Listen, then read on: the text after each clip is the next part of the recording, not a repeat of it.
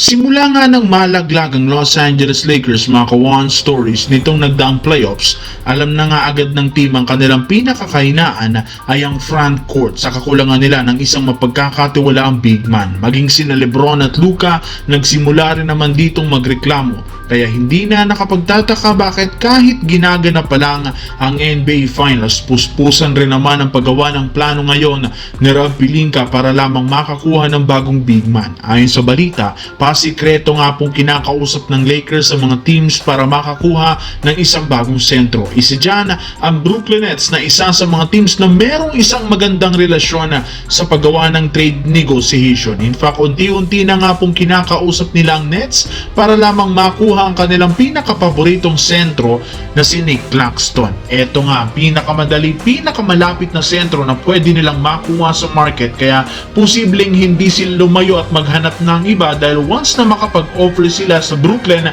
ng magandang package, mapapasa kanila nga si Nicholas Claxton ngayong off-season. Samantala, pagkatapos nga ng ginawang performance ni Tyrese Haliburton sa Game 1 ng NBA Finals, ay trending nga sa social media ang kanyang pangalan sa dami ng mga fans na humanga dito.